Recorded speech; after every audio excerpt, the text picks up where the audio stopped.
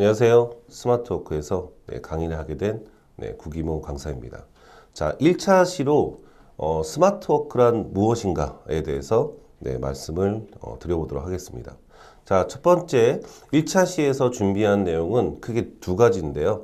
자, 첫 번째는 스마트워크에 대한 개념 그리고 준비 사항에 대해서 좀 간략하게 좀 말씀을 드리고, 그다음에 크롬 브라우저. 우리가 스마트워크의 아주 기본적이고 아주 정말 기본적인 부분은 바로 인터넷을 사용할 때 사용하는 프로그램, 이 웹 브라우저인데요. 굉장히 많은 웹 브라우저들이 있는데 그 웹 브라우저 중에 크롬 브라우저에 대해서 설명을 드리고, 기본적으로 세팅을 하고 나서 그 다음에 크롬 브라우저는 이제 구글에서 만들었기 때문에 이 아이디와 비밀번호를 찾는 방법까지 말씀을 드리고 스마트워크에 대한 준비를 할 수 있도록 해보겠습니다. 자, 그럼 첫 번째 스마트워크에 대한 개념과 준비 사항에 대해서 말씀을 드려보도록 하겠습니다. 자, 보통 스마트워크 이렇게 이 온라인에서 검색을 하시면 지금 나와 있는 이 세 가지 스마트워크 센터, 그리고 재택근무, 그리고 모바일 오피스에 대해서 많이 보셨을 거라고 생각이 듭니다. 자, 그러면 하나씩 좀 설명을 드려보도록 할게요. 자, 첫 번째는 스마트워크 센터입니다. 네. 자, 여기 나와 있는 것처럼 원래 여러분들이 근무하는 그 근무지 혹은 뭐 어떤 사무실이 아니고 살고 계신 그 주거지에서 가까운 지역에서 근무할 수 있도록 환경을 제공하는 원격 근무가 가능한 업무 공간을 스마트워크 센터라고 하고 있고, 스마트워크 센터는 이 네덜란드에서 가장 먼저 시작한 것으로 알고 있습니다.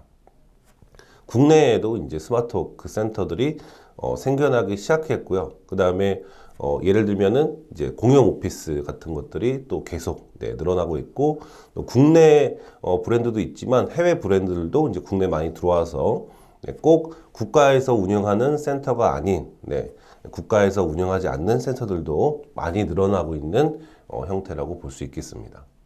자, 이렇게 스마트워크 센터에서는 업무에 필요한 어떤 인프라, 그리고 업무 환경 이런 것들을 포함하고, 그리고 또 원래 근무지와의 또 어떤 커뮤니케이션, 원격으로 이제 커뮤니케이션을 하는 거겠죠. 그런 어떤 영상회의 시스템, 이런 부분들이 잘 구축되어 있는 형태라고 보시면 되겠습니다. 예를 들면은 어디 외부에 출장을 가셨거나 아니면 정말 급하게 여행 중에도 어쩔 수 없이 업무를 처리해야 되는 어떤 그런 상황이 생겼을 때 그 지역에서 가장 가까운 센터. 사실 국내 같은 경우는 뭐 PC방도 워낙 많기 때문에 꼭 스마트워크 센터가 아니더라도 가까운 PC방을 찾아서 또 업무를 또 처리할 수 있겠죠. 그런 부분들도 좀 포괄적으로 여러분들이 한번 이해를 해보시면 좋을 것 같습니다. 자, 그다음 두 번째는 재택근무죠. 재택근무는 쉽게 표현하자면은 집에서 일을 하는 형태라고 보시면 되겠고, 근무자가 원래 근무지가 아닌 본인의 집 혹은 뭐 그 주변의 어떤 뭐 카페라든가 뭐 일종의 스마트워크 센터랑도 어느 정도는 연결이 되지만, 중요한 것은 바로 집에서 일을 할 수 있다는 부분들, 그리고 스마트 디바이스, 뭐 스마트폰, 뭐 태블릿 PC, 랩탑, 뭐 컴퓨터 이런 것들을 활용해서 여기서 중요한 키워드는 공간의 제약이 없는 거예요. 그래서 공간의 제약 없이 근무하는 형태. 최근에 이 재택근무, 원격 근무가 정말 많아졌는데 그런 부분을 이해하시면 될 것 같습니다. 자, 그리고 이제 세 번째는 모바일 오피스인데요. 사실 스마트워크 센터 뭔가 많이 갖추어져 있어야 될 것 같고, 그다음에 재택근무도 뭔가 집에 굉장히 많은 것들을 뭐 설치해 놓고 사용해야 될 것 같은 약간 그런 느낌을 받으실 수도 있는데, 사실 스마트워크의 어떤 핵심적인 부분 중에 하나는 바로 이 모바일 오피스라고 볼 수 있겠습니다. 그래서 스마트 디바이스를 활용해서 이제 중요한 키워드가 두 개가 나오죠. 시간과 공간의 제약 없이, 그러니까 그걸 뛰어넘어서 근무를 할 수 있는 업무 환경의 의미.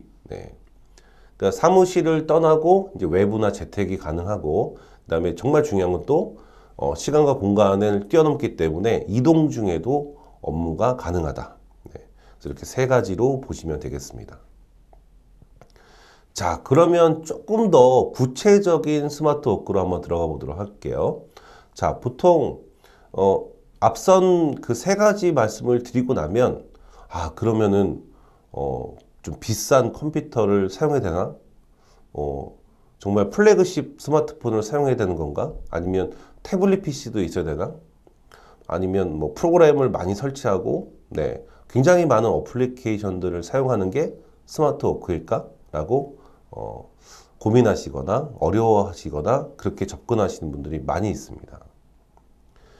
자, 그러면 조금 제가 이야기를 빗나간 것처럼 느끼실 수도 있지만, 여러분들 이소룡, 브루스리라고 아마 다들 아실 거라고 생각이 듭니다. 네. 이 브루스리는 어린 시절에 연문이라는 어떤 스승님을 만나서 영춘권이라는 무술을 배우죠. 근데 이 영춘권을 처음 만드신 분이 여성분이다 보니까 조금 동작 자체가 남성들이 하는 것과는 약간 좀 다른 느낌을 받았었나 봐요. 네. 그리고 또 영춘권이 발기술보다는 약간 근접 타격 형태의 무술을 취하다 보니까 뭔가 발기술을 좀 더 배우고 싶다. 그래서 가라데 고수를 만나서 발차기도 배우고, 그다음에 태권도 선수, 우리나라 이 태권도 선수를 만났다고 제가 알고 있습니다. 그리고 이제 복싱, 뭐 펜싱, 심지어 발레까지도 배웁니다. 그러면서 본인이 익혔던 그 수많은 무술들 중에 불필요한 동작을 줄이고 굉장히 최적화된 동작들을 추려서 새롭게 만든 무술. 그게 바로 절권도죠. 제가 이 절권도가 최고의 무술이다라고 말씀드린 건 아니지만, 여기서 브루스리가 했던 행동, 불필요한 것들을 줄이고 필요한 것에 집중한 것. 바로 이게 스마트 워크라는 거죠.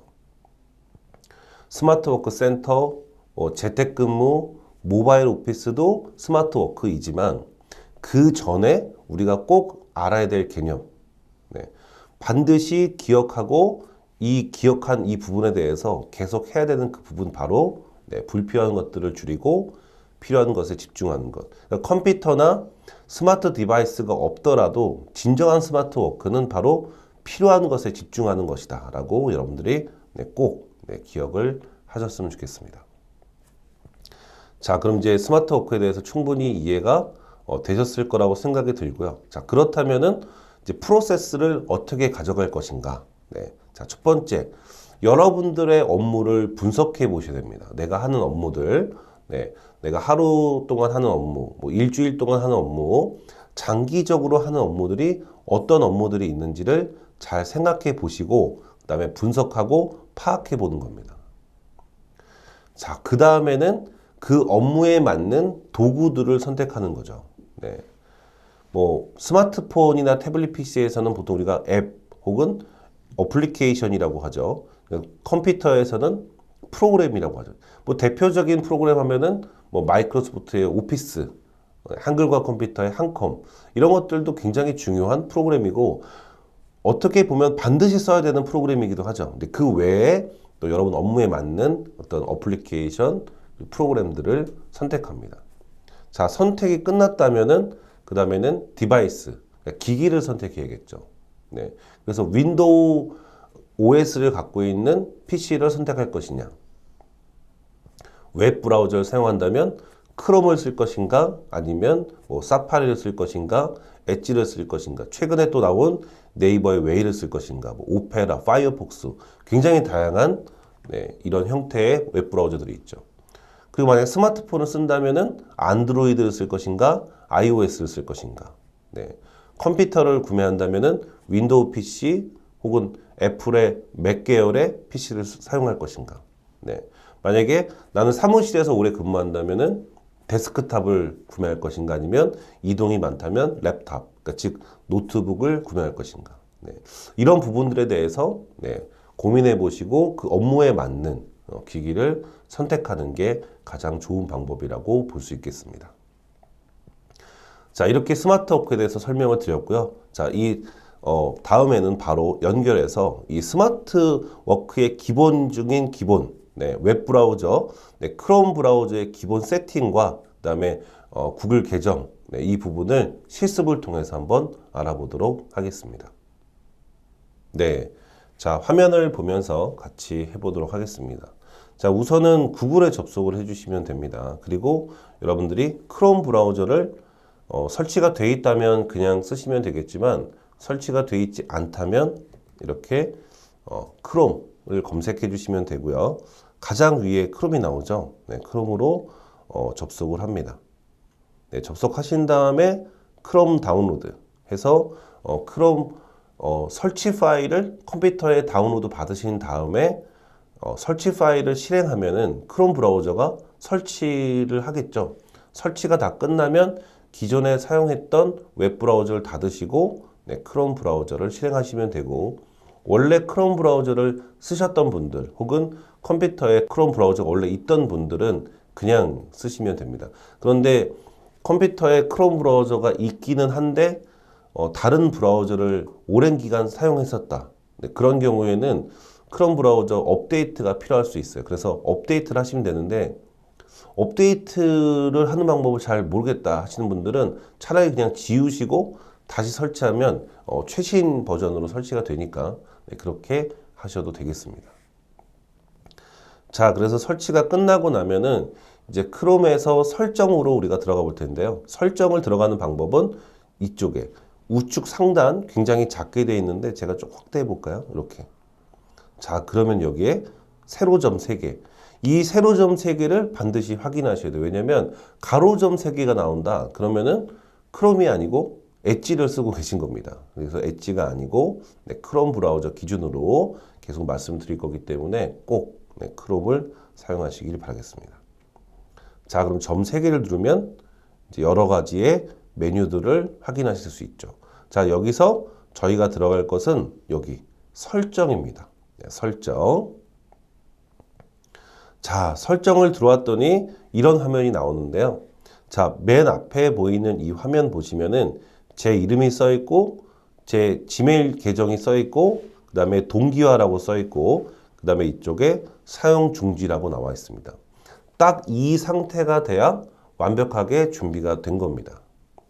그래서 아마 처음 이 화면에 접속하신 분들은 여기에 사용 중지라고 나와 있지 않고 동기화 사용 이렇게 나옵니다. 자, 그러면 동기화 사용을 클릭하고 그 다음에 여러분들의 스마트폰에 등록이 되어 있는 지메일 주소를 정확하게 쓰시고 비밀번호를 입력해서 로그인 하시면 동기화 사용을 하겠냐 이렇게 물어봐요. 그때 사용 클릭하고 동기화를 해 놓으시면 됩니다. 자, 우리가 과거에는 인터넷 브라우저는 그냥 인터넷을 사용하는 것 용도로만 사용을 했었지만 지금의 거의 대부분의 인터넷 웹 브라우저들은 클라우드 기반으로 되어 있습니다. 그렇기 때문에 여러분의 계정을 여기다 입력하고 동기화를 해 놓으면 지금 이 상태, 앞으로 제가 알려드릴 그 수많은 확장 프로그램 이런 부분들이 다른 컴퓨터에 가서 여러분 구글 계정으로 로그인을 하는 순간 그것 자체가 바로 동기화가 되기 때문에 여러분의 업무 환경과 동일하게 사용을 할 수 있다는 거죠. 그래서 반드시 이 부분 꼭 기억하시고요. 만약에 여러분이 혼자 사용하는 컴퓨터라면 이 상태에 그대로 놔두고 그냥 쓰시면 되겠지만 공용 PC 혹은 뭐 스마트 워크 센터 혹은 뭐 PC방 이런 데서 급하게 로그인을 해서 동기화해서 사용했다. 자, 그런 경우에는 그 다음에 다른 사람이 쓸 확률이 크죠. 그럴 때는 반드시 사용 중지. 그리고 기기에서 북마크, 방문 기록, 비밀번호 등을 삭제합니다. 요거를 꼭 체크하시고 그 다음에 사용 중지. 그렇게 해야 됩니다. 왜냐면 하나하나 로그인을 하면은 굉장히 오래 걸리고 여러분이 했던 것들이 남을 수 있는데요. 이렇게 사용 중지하고 여기 이 부분을 체크하시면 그 모든 웹 브라우저에서 자동으로 그 컴퓨터에서만 로그아웃이 되고 깔끔하게 삭제하기 때문에 꼭 공용 PC에서는 이 방법을 사용하시길 바라겠습니다. 자, 그 다음에 좌측에 있는 부분들 좀 말씀을 드리도록 할게요. 네. 자, 우선은 여기는 크게 신경 쓰실 필요 없고요. 자, 여기 보시면 모양이라고 있죠. 모양. 네, 모양을 누르면 여기에 네, 홈 버튼. 홈 버튼에 이 탭을 열었을 때 어디가 보이게 할 거냐. 뭐 그런 거고요. 저는 테마를 블랙, 저스트 블랙으로 했는데 이거는 오래 쓰다 보니까 이 화면이 밝은 거보다는 약간 어두운 게 저는 오히려 눈의 피로도가 많이 적더라고요. 그래서 뭐 구글이나 네이버 접속할 때도 가능하면은 네, 약간 어두운 다크 위주의 테마를 사용을 하고 있습니다. 네. 그리고 여기 보시면 뭐 글꼴 크기라든가 페이지, 이 페이지 확대는 지금 이렇게 더 크게 할 수도 있고요. 이렇게 네, 너무 커졌죠? 그다음에 이거를 오히려 작게 만드실 수도 있고, 네. 페이지 확대는 여기서만 할 수 있는 게 아니고 이쪽 점을 누르고 여기서도 이런 식으로 네, 확대 축소를 하실 수가 있습니다. 자, 그 다음에 그 옆에 보시면은 검색 엔진이라고 있죠. 이 검색 엔진을 클릭하면은 기본적으로 여기 구글이라고 되어 있습니다. 그런데 자, 이거를 네, 다음, 빙, 야후, 네이버 바꾸실 수가 있는 거죠. 근데 원래는 구글로 되어 있는 게 좋은데 네, 구글이 아니고 네이버나 혹은 다른 네, 이 포털로 만약에 엔진 자체가 선택이 되어 있다면 네, 구글로 변경을 해 주시면 되겠습니다. 자, 그리고 기본 브라우저 저는 설정을 했는데 만약에 기본 브라우저가 다른 브라우저로 설정이 되어 있다면은 여기서 한번 설정을 해주시면 되겠고요. 그 다음에 시작 그룹. 네, 저는 모멘텀이라는 확장 프로그램을 설치했기 때문에 이렇게 나오는데요. 이거 중지하면은 그냥 빈 탭이 나오게 설정을 하실 수가 있습니다. 자, 그 다음에 언어는 한국어, 영어 이렇게 제가 세팅을 해놨고 여러분들이 자주 사용하는 한국어를 제외한 나머지 언어가 있다면 언어 추가를 해서 여기다 추가해서 사용을 하실 수도 있습니다. 자, 그 다음에 다운로드. 자, 다운로드는 여러분이 인터넷을 사용하다가 이제 필요한 어떤 이미지 파일이라든가 혹은 뭐 PDF나 PPT 같은 일반적인 파일을 다운로드 받을 경우들이 있죠. 다운로드 받을 때 기본적으로 어느 폴더에 맞춰서 다운로드 받겠냐. 그럼 보통 여기는 처음 이제 이걸 세팅하실 때는 폴더 자체가 다운로드 폴더로 되어 있습니다. 근데 저는 다운로드 폴더보다는 그냥 빨리 확인하고 이거를 어떻게 할 것인가를 판단하는 게 저는 훨씬 그게 편해서 이거 자체를 바탕화면으로 해놓고 있어요.